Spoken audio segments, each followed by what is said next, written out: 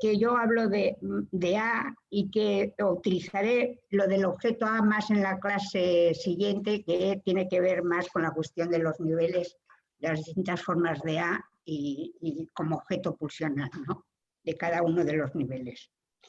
El A ha de caer como resto y en su caída quedará constituido como causa del deseo.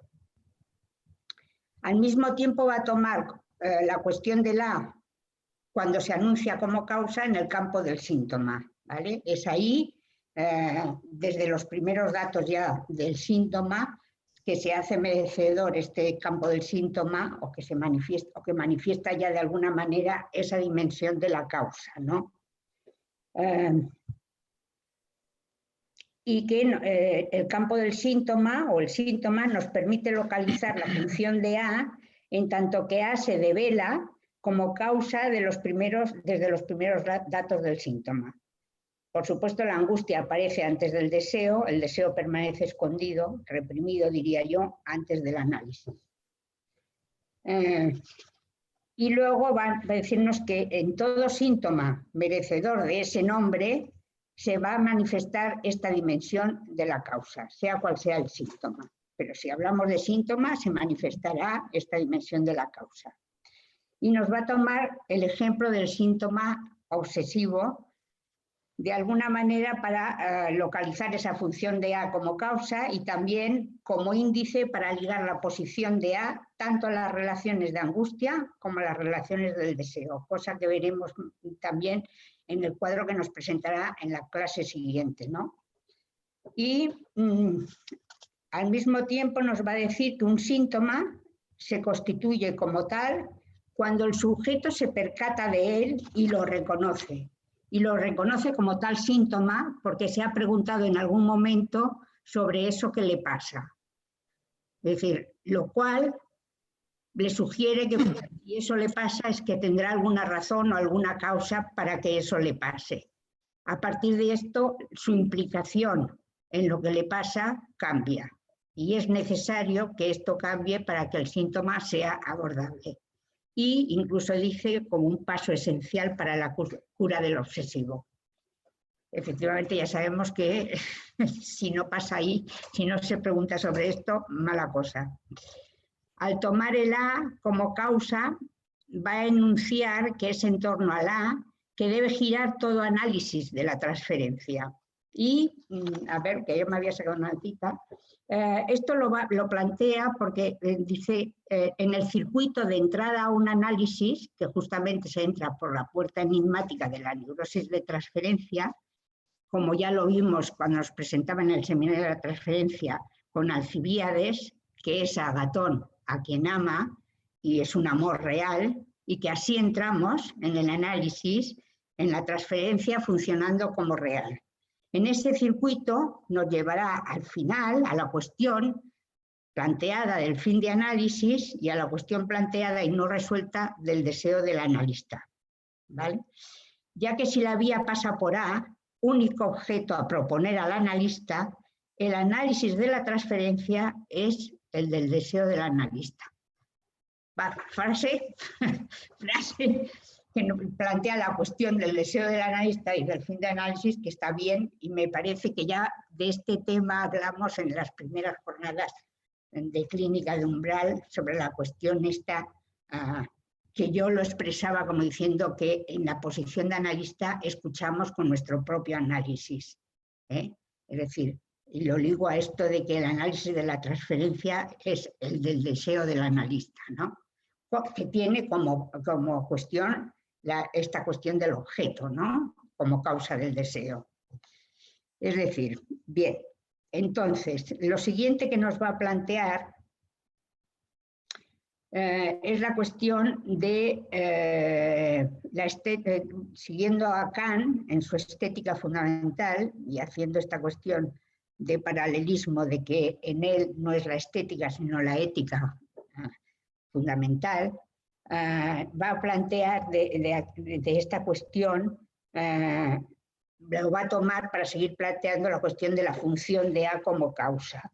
Y de aquí voy a extraer solamente la cuestión que plantea la nota en la traducción de Rodríguez Ponte, un poco porque para entender en Kant que la estética se toma en su etimología griega, es decir, que remite no a lo bello ni a lo estético, sino a la sensación o a la percepción.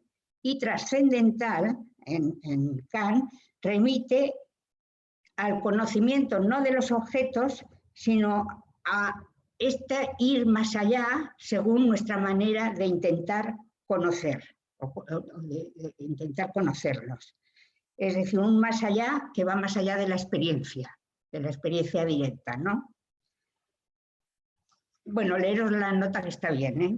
De aquí toma Lacan la cuestión de la realidad del espacio, en tanto que espacio de 3 dimensiones, ya que en Kant se ocupa la cuestión de las intuiciones del espacio y del tiempo. Entonces toma el espacio de 3 dimensiones, que es el que nos va a servir para el piso de lo escópico. Y lo toma, y la forma que toma ahí, en ese piso escópico, la presencia del deseo. La forma de presentarse el deseo en ese piso es como fantasma. Y nos recuerda que la función de marco o de ventana de la estructura del fantasma, de la que ya nos ha hablado en otros seminarios también, no es una metáfora, sino que el marco existe y es porque es real. Y de aquí pasa a la organización, en la organización de la vida, y habla de los esquemas de desarrollo del embrión, obliga siempre, en esa organización de la vida, hay momentos que obliga a puntos de torsión para alojarse en el espacio real, a puntos de ruptura que están ligados a la topología del sujeto, el otro mayúscula y el A. El A es el resto siempre de la constitución del sujeto en ese lugar del otro, en tanto que el sujeto se constituye, ya sabemos, como sujeto hablante, por lo tanto, como sujeto barrado. Y en cuanto a la cuestión de la implicación de la causa en el síntoma, es lo importante que plantea aquí, que me parece que nos interesa, es poder diferenciar que el síntoma no es el efecto de la causa. Lo que es el efecto de la causa es el deseo. El síntoma es el resultado, no el efecto. Y aquí nos va a hacer un pequeño juego, que está muy bien también, que el deseo, como efecto de la causa, no tiene nada de efectuado. Está bien. Es como, se sitúa más bien como una falta de efecto. Y por lo tanto, la causa se suele constituir ya como suponiendo efectos, porque en realidad, primordialmente, a la causa el efecto siempre le falta, puesto que es el deseo. Y, o sea, que por lo tanto no habrá causa o no a causa que no implique esta hiancia entre causa y efecto. En toda causa va a haber, y se nos va a presentar este hueco, este vacío, esta hiancia entre causa y efecto. Me parece que aquí hay yo tengo puesto que la ciencia o el progreso de la ciencia justamente se basa en tratar de colmar esta hianza siempre entre causa y efecto. Es decir, de llenarla y darle una relación, ¿no? Bien, esto es lo que nos da en la primera parte de la clase. Y ahora entramos en la cuestión de la investigación y el experimento que ha hecho Piaget, o que hizo Piaget y que lo presentó en su libro,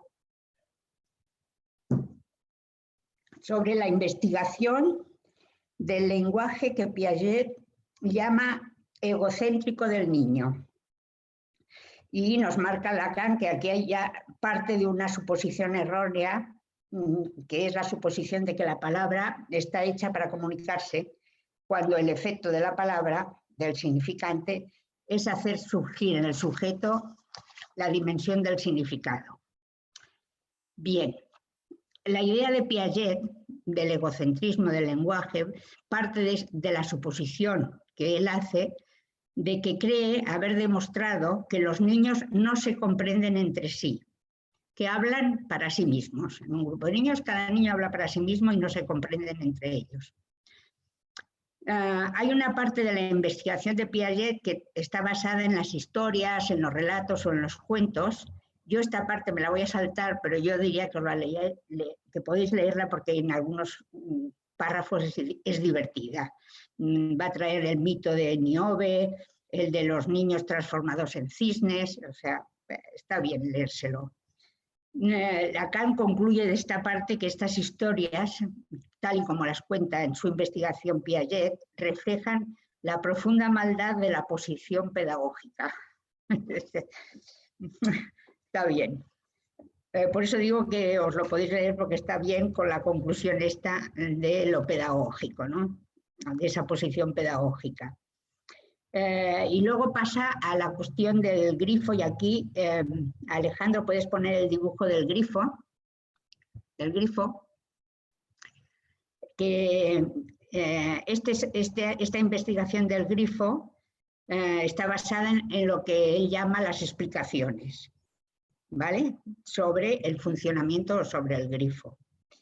En realidad, lo que Lacan lo toma porque esto lo del grifo lo va a plantear como causa y su efecto, que es el deseo, lo que nos acababa de decir antes. Veis en este esquema, bueno, el grifo, con la parte intermedia, que sería lo que giras para abrir y cerrar el grifo, y como dice Lacan, Piaget por cuenta propia ha puesto el barreñito debajo del grifo para cuando cae el agua, ¿vale? Entonces, ¿en qué consiste esta investigación?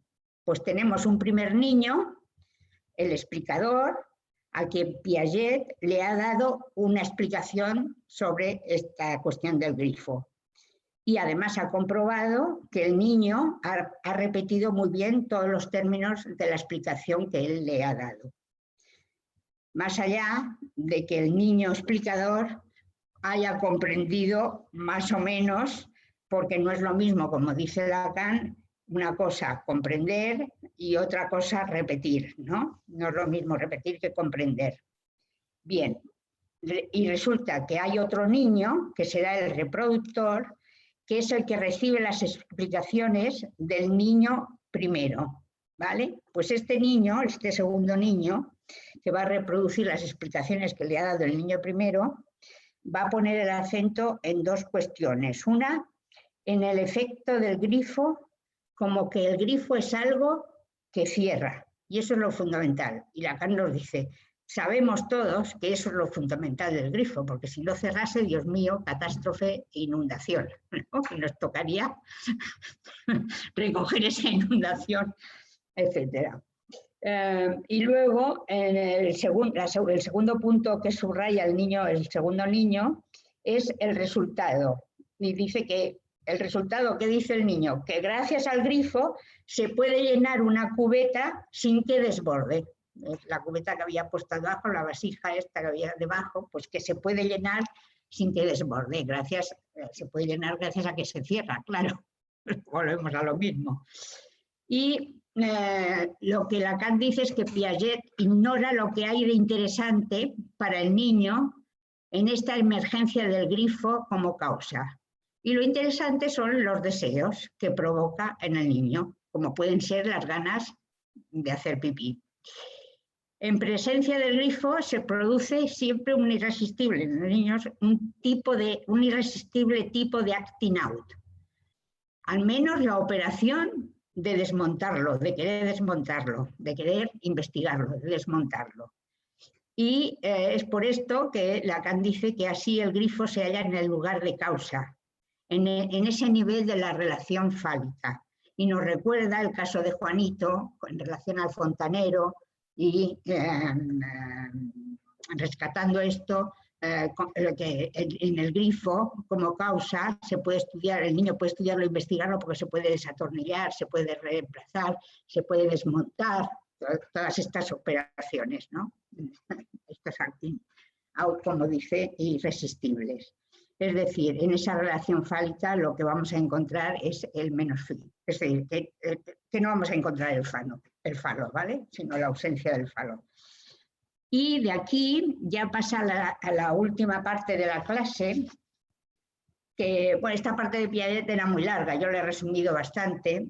Y la última parte de la clase es bastante esquemática, pero tiene que ver con los diagramas de Euler en relación a los 5 pisos, que va a introducir más extensivamente en la lección siguiente de la constitución de A en la relación del sujeto con el otro mayúscula. Y entonces ahí puedes poner, si quieres, el número 2, Alejandro, tal y de los círculos de Euler, tal y como vienen ahí, exacto. Y entonces, en el nivel 1, que es el nivel oral, que lo va a llamar el de la necesidad, y añade no necesidad del otro, sino en el otro, a nivel del otro. Y bueno, ya veis el sujeto, uno de los círculos, el otro mayúscula barrado, el otro de los círculos y en la intersección el A, ¿no? Y dice, es en la dependencia con el ser materno que se produce la disyunción del sujeto con A. Cosa que va a añadir después también en la otra clase, especificando un poquito más. Y esto es así porque la mama, el pecho, forma parte del mundo interior del sujeto, no del cuerpo de la madre. Es lo mismo que va a decir en la siguiente clase. Lo cual quiere decir que el objeto oral se constituye como tal en el destete, es decir, en el corte, ¿vale? Esto para el punto 1, que es el oral. Y ahora en el punto 2 sería el del objeto anal. ¿Ves? Los círculos, el punto de intersección está el sujeto dividido y luego está en otro A y en el otro mayúscula barrado. Y a este nivel lo que va a señalar es la cuestión de la demanda en el otro, cosa que se va a extender porque nos va a hablar sobre todo del obsesivo y de la obsesión en la siguiente clase. No hay manera de captar la función del objeto anal si no la vemos como el resto de la demanda en el otro. Objeto, pues, en tanto que demandado y separable del cuerpo. ¿Vale? Esto es lo que dice aquí, que me parece que es importante tenerlo en cuenta, ¿no? Objeto, en tanto que demandado, ya nos lo va a explicar también más extensivamente en la otra clase, y separable del cuerpo.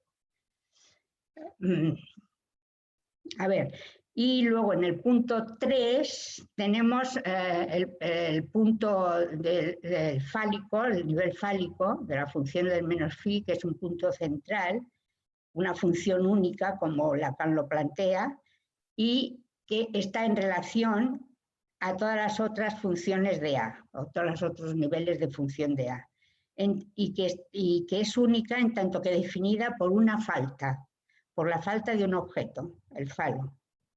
Y aquí tenemos el goce en el otro. Recordemos que ya en la clase anterior nos había dicho algo en este sentido, que el falo no se encuentra allí donde se lo espera, donde se lo exige, en el nivel de la mediación genital, y que eso explica que la angustia es la verdad de la sexualidad.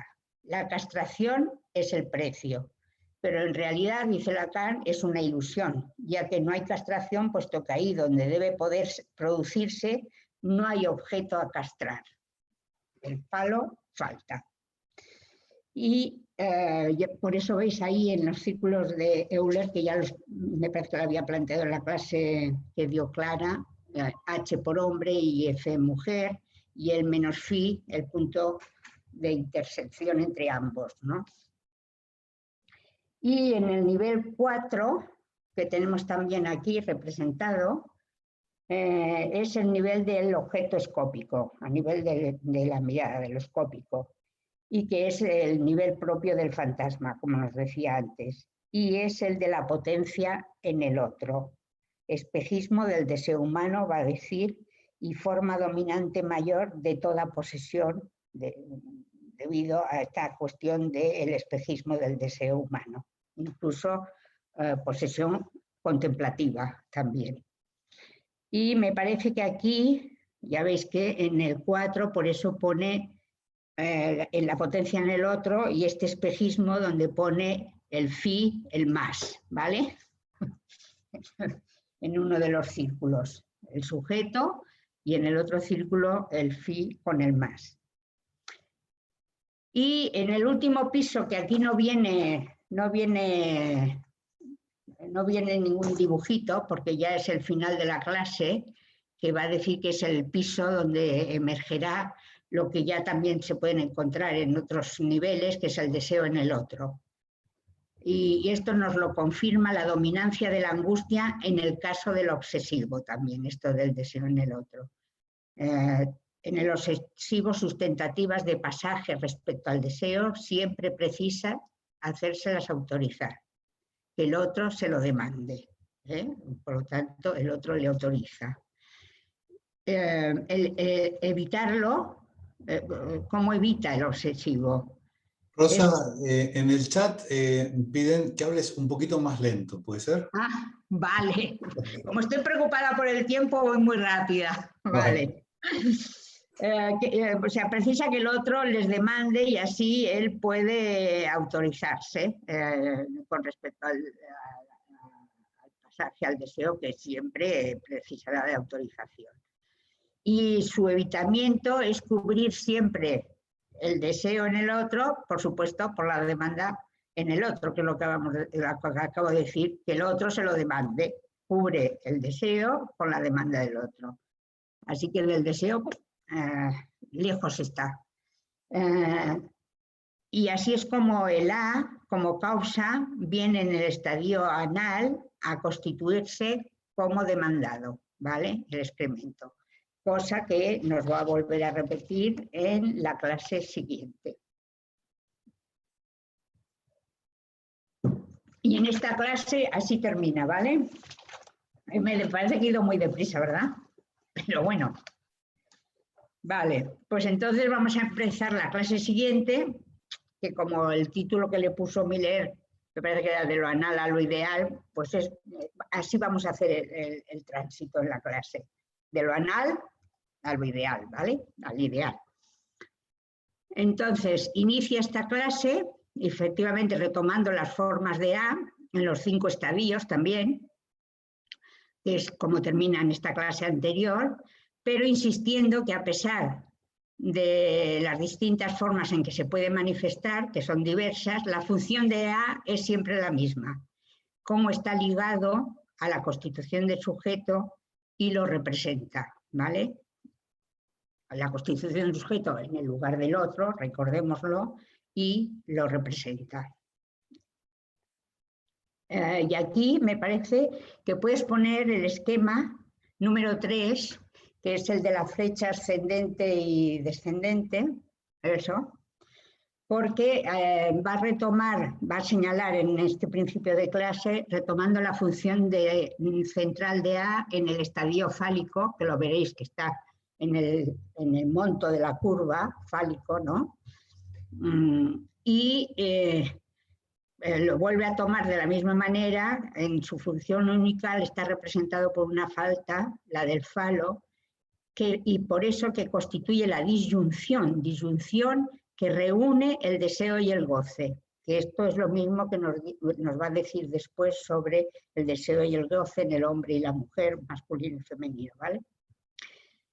Y al mismo tiempo nos recuerda una cosa que me parece que es importante recordarla y no olvidarla, y que gracias a este esquema nos lo puede recordar bien, porque mirar en la flecha ascendente el primer piso sería el oral y el último es la voz, ¿vale? En la flecha, ¿no? Entonces lo que él nos va a recordar es que el vínculo que hay entre el estadio oral y la forma del objeto voz. En relación, ambos mantienen un vínculo, una relación con las manifestaciones primarias del superyo.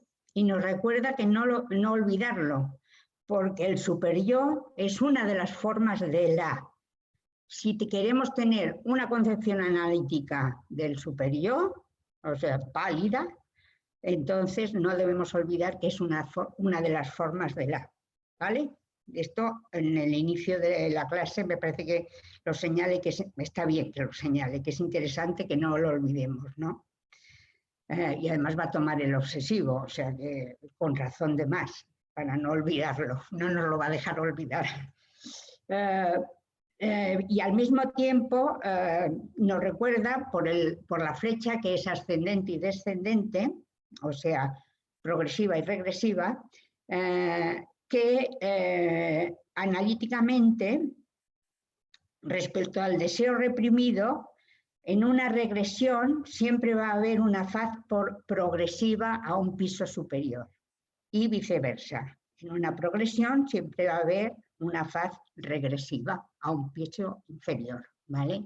Es decir, esto va a ir combinado, ¿no? Toda regresión implica una progresión y toda progresión implica una regresión, en este sentido, ¿no? De un piso a otro. Y en el siguiente punto tomará la función del objeto anal, el excremento, en la constitución del deseo anal. Y nos vuelve a recordar que no olvidemos lo que ya nos dijo, que en toda causa hay una alianza entre causa y efecto. Por lo tanto, ya, si no olvidamos esto, ya tenemos que el excremento no es efecto del deseo anal, no es el efecto, sino la causa del deseo anal. Es el objeto causa del deseo anal, ¿vale? Y el otro punto también de introducción en la clase, del primer punto que nos dice, es que la anatomía, él ha ido nombrando una serie de hechos anatómicos del desarrollo, que los ha ido nombrando en relación a los modos del objeto A, y para decirnos que la anatomía no toma su valor de destino, sino por el efecto de un significante.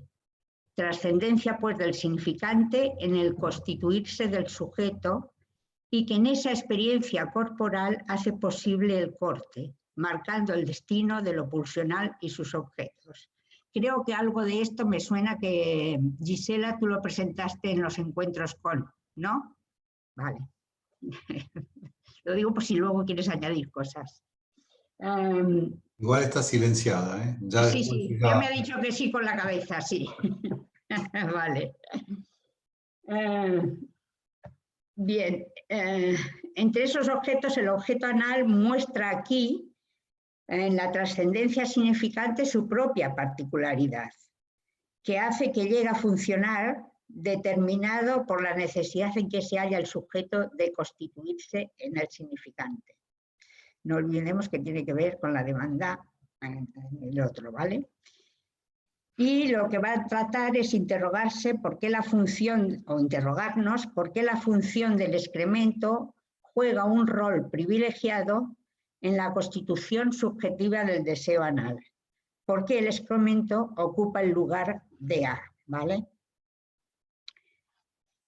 Va a hacer aquí una especie de consideración biológica con respecto al excremento, ¿no? Lo va a ir nombrando. Él dice, el excremento, si se caracteriza por algo, se caracterizaría más como rechazo, como algo de lo que desinteresarse. Dice, porque contrariamente, así como uno se interesa en lo que entra, en cambio en lo que sale, no parece que haya no implica ningún interés en retenerlo o en retenerlo. Vale. Y entonces él pregunta, y sin embargo, ¿por qué cobra esa importancia subjetivada en el deseo anal, ¿no?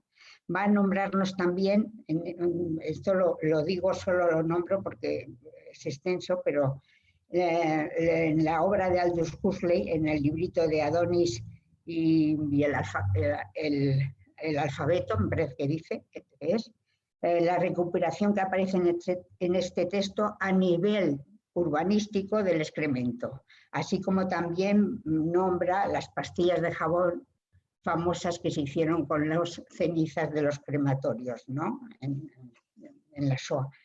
El destino, es decir, de alguna manera todo lo que va nombrando es el destino del hombre como reductible al excremento, ¿vale? Eso es lo que en estos casos acabamos el destino del hombre reductible al excremento.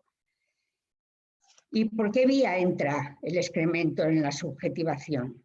por intermedio de la demanda del otro, por supuesto, en este caso de la madre. Primero se le pide retenerlo, introducción en el dominio de pertenencia de una parte del cuerpo, y luego se le demanda soltarlo, siempre bajo pedido, siempre a demanda, cosa reconocida entonces en cuanto que demandada y perdida, y valorizada en tanto que da satisfacción a la demanda del otro. La caca por eso puede tomar el valor de la galma. Esta relación agalmática especial de la madre con el excremento de su hijo no puede ser entendida si no se pone en conexión con las otras formas de A, porque la galma cobra su valor en su relación al falo, con su ausencia, ¿no? de falo, y con la angustia fálica. Es simbolizando la castración que el excremento cobra su valoración, al igual que su vinculación a los otros modos de A. ¿Vale? Bien.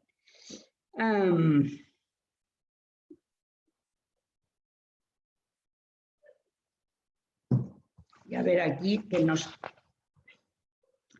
dice, si tomamos regresivamente, ahora regresivamente se refiere al nivel oral, en el nivel oral se funda que en el objeto A, sea seno o pezón, el sujeto no puede saber hasta qué punto es él mismo, recordad que ya nos lo dijo también en lo de los círculos de Edler, era como una interiorización, ¿no?, de uno mismo. El sujeto no puede saber hasta qué punto es él mismo, ese ser adherido bajo la forma de la teta. Es todo uno, ¿vale? Él y la teta. Él no puede saber que A, seno, placenta antes, como la placenta antes, es la realidad de él, la realidad del límite de A en relación al otro. Él cree que A es el otro. Esto es lo que nos dice que es lo fundamental que podemos encontrar regresivamente en el nivel oral.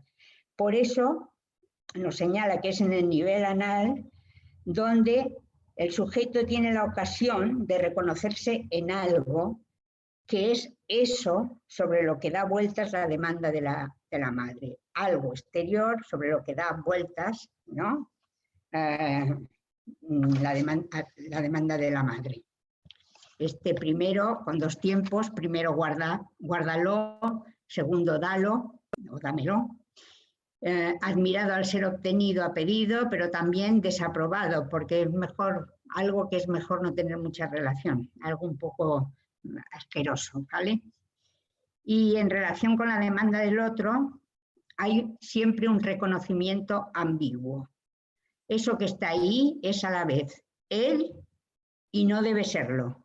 Incluso no es de él, ¿vale? Por si acaso era poco, pues no es de él tampoco. Podríamos ver o pensar el A como causa de esta ambivalencia, si no obsesiva. Esto es mío, el síntoma, pero no es mío. Pero no es una causalidad, no es la causalidad del deseo, es lo que nos va a decir aquí.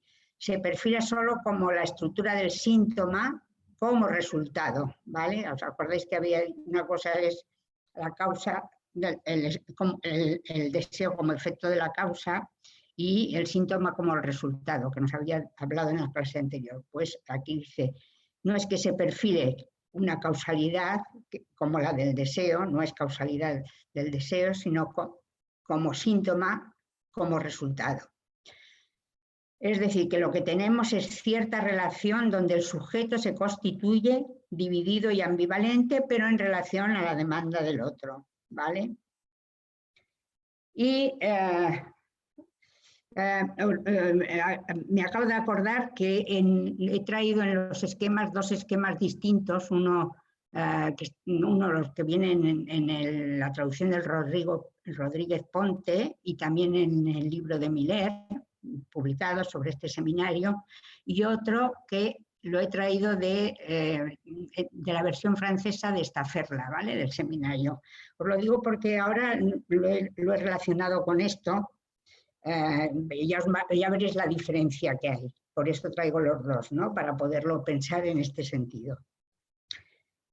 Bien, la duplicidad del objeto tonal le hace poder simbolizar por uno de sus tiempos lo que se juega en el estadio fálico y que se trata justamente de simbolizar, el falo. Su desaparición, su afánesis, efectivamente toma afánesis de Jones, pero en relación no al deseo como Jones, sino al falo.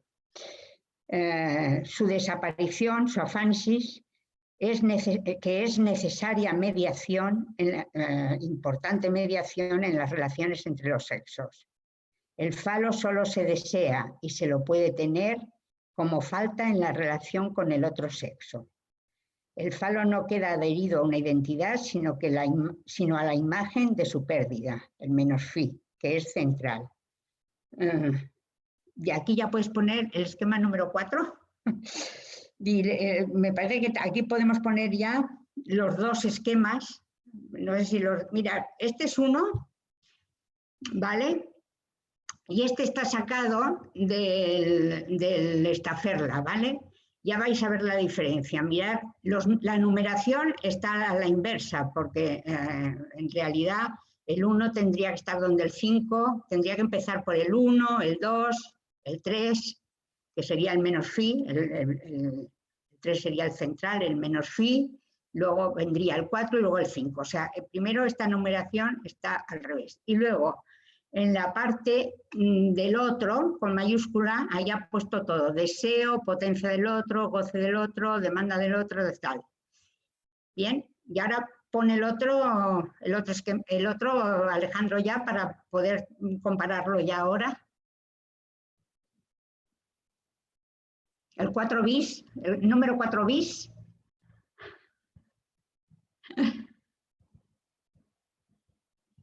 ¿Lo encuentras? Sí, espera un segundo que lo estoy buscando porque lo tenía aquí, pero lo he perdido. Espera. Ya lo encuentro.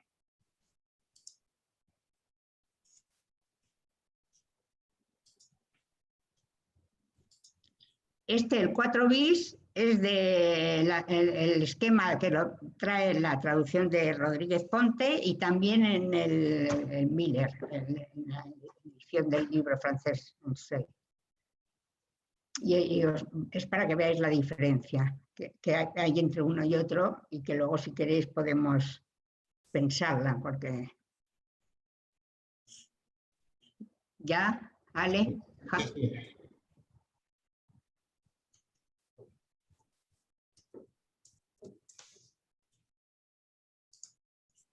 Suspense.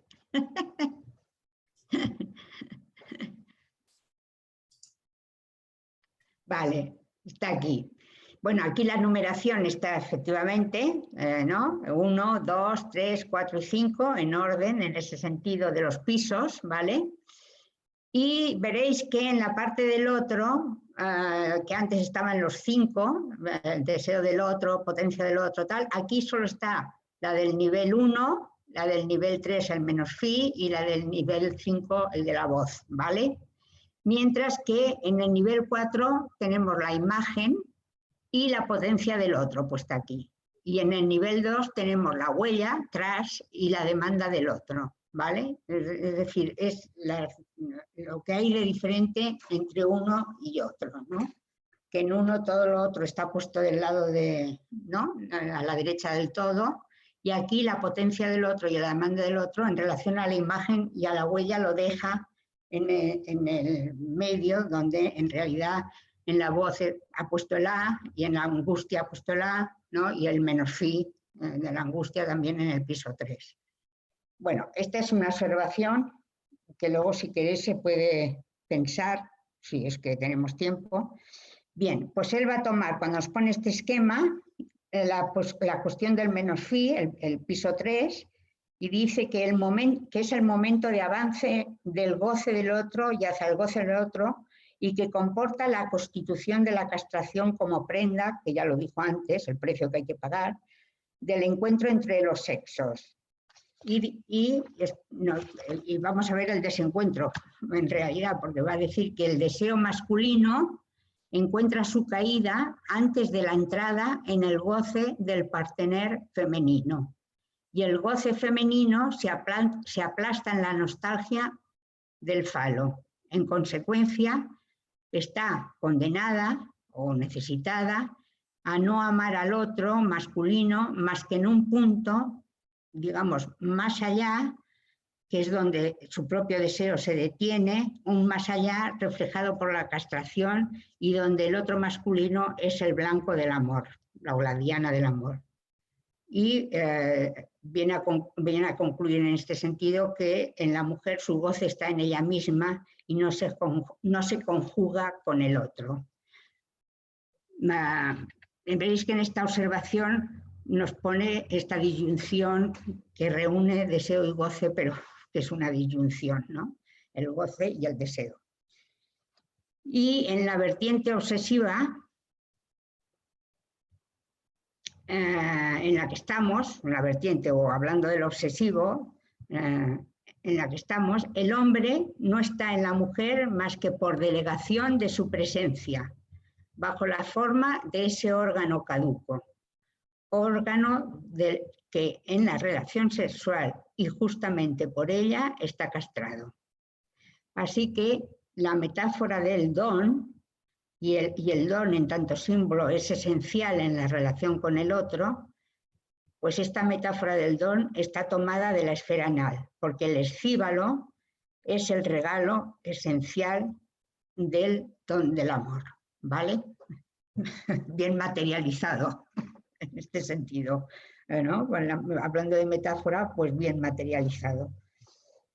Y nos dirá que ya encontramos la función de representante del sujeto que tiene el objeto A como fruto anal también en la etología animal, porque que lo que va a venir a decir, en todo lo que va a decir es que la importancia de las heces como huella, que tiene que ver con el piso, donde él ha puesto en el piso 2, que esto está al revés, lo de la huella y la demanda del otro, ¿vale? En el esquema.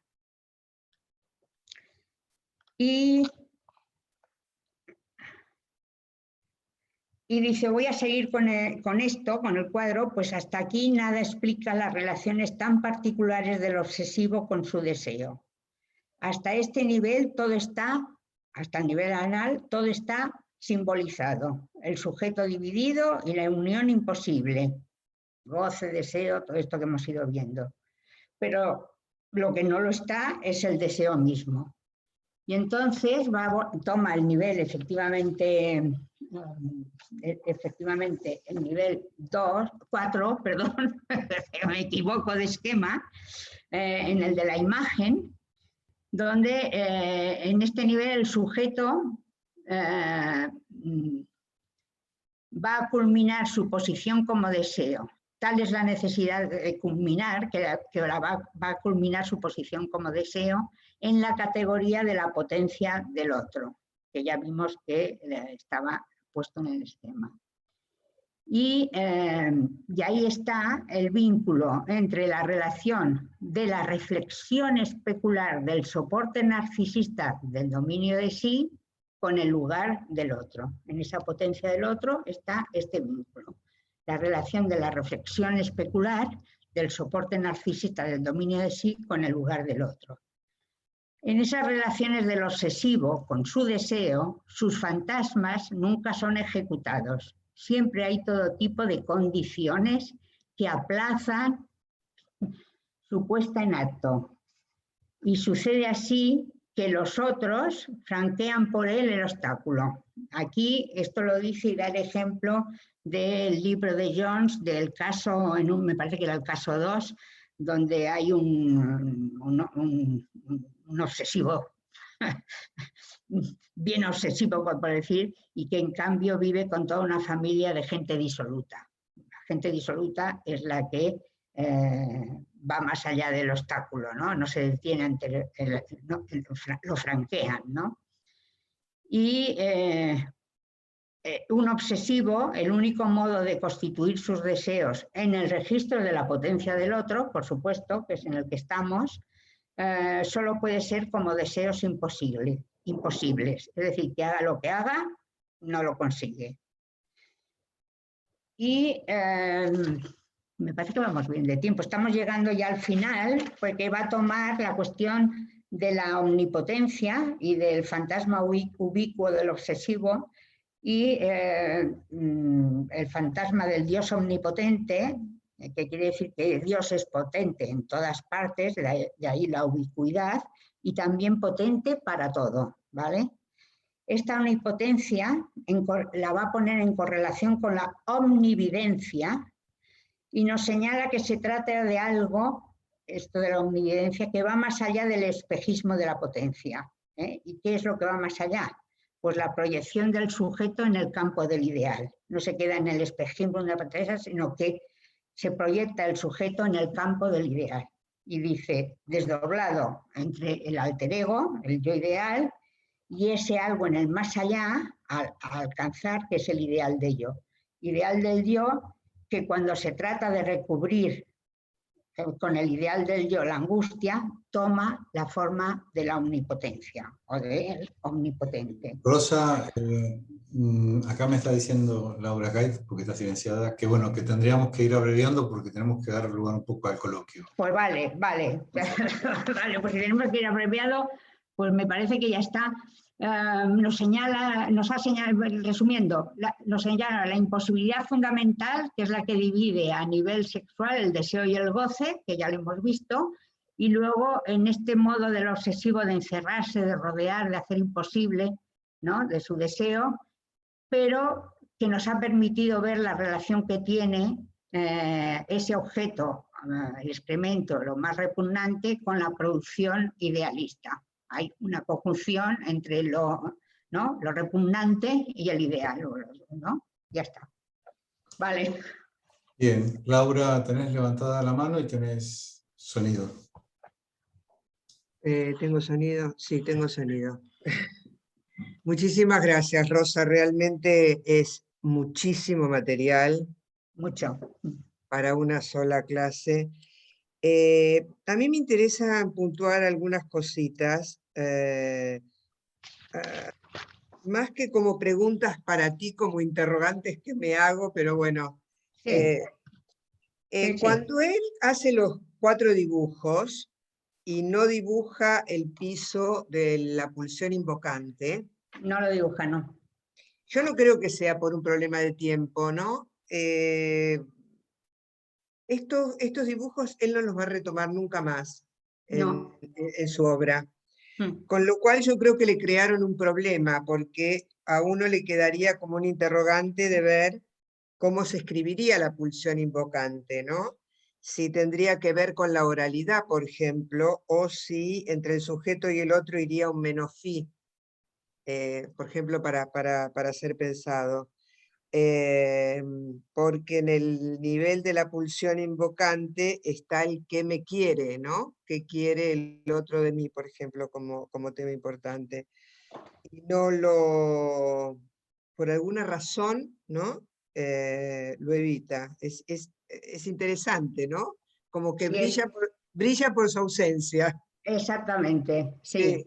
Y además, yo por mucho que lo he pensado, no he podido pensar cómo lo haría.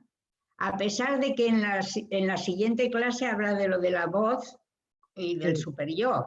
Exacto, va a tomar lo de la voz la próxima Lo toma clase. ahí, pero aún así, ¿no? Y después la otra cosa que a mí me parece muy interesante es poder marcar, esto lo hace Pommier cuando retoma esta cuestión pulsional, que es muy esclarecedora, por lo menos lo fue para mí, que es que lo oral y la voz, que están en el primer piso, digamos, en el piso de la pulsión materna. Ascendente y descendente, progresivo y regresivo, pero en el primero, sí. En lo de la flecha se ve, ¿no? Son las dos pulsiones que entran al cuerpo. Y que en el piso del deseo y del fantasma, que es el anal y el escópico, están las dos pulsiones que funcionan al revés, que salen del cuerpo, ¿no? Lo anal sale y la mirada también. Sí, pero no, lo oral entra y la voz entra. Sí. Entonces... Laura, con lo de la voz, yo sigo, porque también lo pensé en este sentido, que lo estás planteando, pero la voz entra pero desde fuera. Ahí no sé cómo decir. Bueno, claro, si entra, Sí, entra desde fuera. En lo oral lo que entra forma parte de uno, no viene desde fuera, Bueno, forma parte del mundo interior. Sí, no viene desde fuera, sí, pero no viene desde fuera para el sujeto, pero desde el otro sí viene desde fuera. Vale, bien. Porque en lo oral la necesidad es del otro, ¿no? Es la madre que dice cómeme. Sí, en el otro. En cambio, en lo anal es la demanda, ¿no? Por eso es la educación, es la demanda de retención de esfínteres, ¿no? Está lo educativo ahí. Pero bueno, esta cuestión de lo pasivo y lo activo, entre lo que entra y lo que sale, lo que entra pasiviza, lo que sale activa, me parece que es muy interesante después para incluso pensar lo femenino y lo masculino, ¿no? Bueno, esto solo quería comentar porque hay muchísimo, pero... Sí, de todas maneras esto que planteas es para pensarlo más, me parece. Sí, es interesante. Sí, la siguiente, Gisela, te acabo de dar. Está bien, ahí se escucha, ¿no? Sí. Buenas noches a todos. Ahí está, ¿tengo audio? Sí, te escuchamos. Rosa, te quería agradecer la exposición, fundamentalmente por lo que trabajás en relación a la diferencia entre uno de los, cómo está presentado en una de las traducciones el cuadro y en el original. Te agradezco eso porque la verdad es una diferencia que no había advertido, todavía no me queda claro exactamente cuál sería la diferencia, aunque te escuché lo que dijiste, creo que tendría que volver a leerlo para plasmar eso, y vos pensás que eso tiene una diferencia en relación a cómo entenderlo, a otro sentido. Eso es lo que no entendí. Después, si podés, me lo decís, o es una pregunta. No, y ay, perdona. No, y lo otro... a esto primero, recuerda lo otro. Sí. A mí me ha llamado la atención esta diferencia de los dos cuadros, porque en el piso 4 de la imagen habla de lo del, en el obsesivo, lo del reflejo especular, ¿no? Del dominio de sí, narcisista, tal. Y también había hablado de la cuestión de la ambivalencia obsesiva, que no es del orden de su causalidad, no es del orden del deseo, sino del síntoma. Y el síntoma es el resultado, no la causa, no el efecto de la causa. Y entonces pensé, ¿será por eso que aquí está colocada la potencia del otro al lado de la imagen? Porque no, ¿hasta dónde es A o no es A? ¿Vale? En ese sentido. Y lo mismo pensé del otro, de la huella, del excremento, o sea, de la huella en relación a la demanda del otro, la huella que deja en relación a la demanda del otro, que también tiene que ver con esa ambivalencia obsesiva. Y digo, pues, quizás por eso la he puesto aquí, pero sin que sea el A, no sé. Claro. Esto es la única cosa que he podido pensar con respecto a esta diferencia, ¿vale? Gracias por esa aclaración, sí. Y lo otro que retomaba respecto de lo que decías de la cuestión de la anatomía y el corte, a mí por lo menos me costó entender esa cita, esa referencia de Lacan, hasta que me parece, creo yo, entenderlo así, hasta que pude pescar que él, con sus orígenes médicos, digamos, habla de la anatomía, del justamente. El tomos, que es el corte. El corte, ¿no? Y entonces me parece que tanto como Freud trabajó esto de la anatomía no es el destino, en el sentido de la pulsión, porque la pulsión es parcial y corta en algún sentido, no es que la pulsión corta, pero la pulsión es corte, digamos, implica el corte. Me parece que esto es lo que retoma cuando hace esta alusión, ¿no? A la anatomía, al corte. Entonces me pareció muy interesante que al inicio de la clase resaltaras que es una consecuencia el deseo, ¿no? Justo al contrario de lo que la lógica formal nos haría suponer. El deseo no estaría en principio, sino como un efecto. Gracias en eso. Vale, muy bien. Bien, la siguiente, Graciela. Bueno, yo primero gracias Rosa por lo bien que has desarrollado estas dos clases. Y luego, como un apunte sobre la pulsión, y es que todavía Pommier indica más matices, porque él lo que dice Pommier en realidad es lo que sale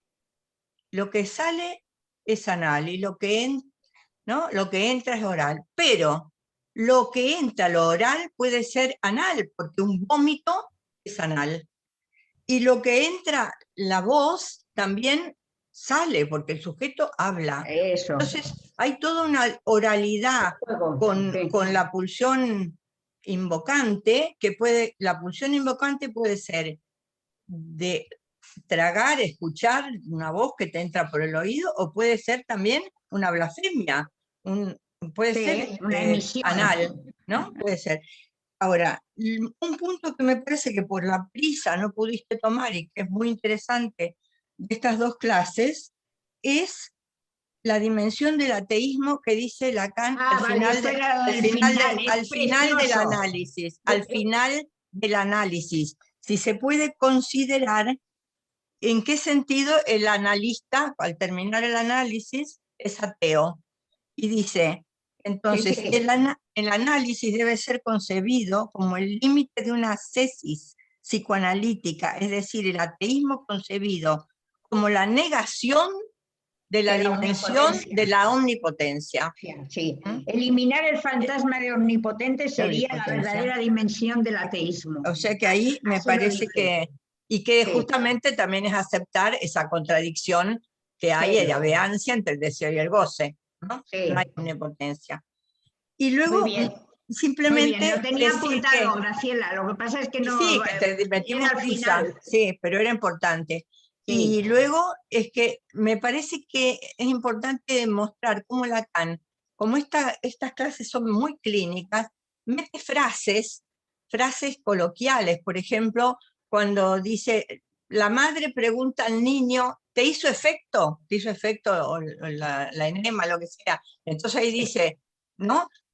No es un efecto, es un resultado. La causa es el excremento. Y por ejemplo, cuando tú dijiste, hablando del obsesivo, que no realiza sus deseos sino a través del otro, dice, bueno, y no lo consigue. Pero Lacan dice, no está allí, il n'est pas là. O sea, no está porque está muerto para el deseo. Entonces usa frases muy clínicas que son muy interesantes. Después de que vos has hecho esta presentación, releer la clase, viendo esos cuentos de Piaget, las partes clínicas, ¿no? Bueno, demasiado. Está muy bien que señales eso, Graciela, de il n'est pas là, porque yo lo pensé también. En Pontes no lo consigue, pero yo pensé que en francés, y él no está allí. No está allí, no está. No está. Bueno, como dice Laura, hay miles de cosas, pero digamos cada uno un poquito. Sí, miles de cosas, sí. Bueno, muchísimas gracias, Rosa. Muy bien, os agradezco.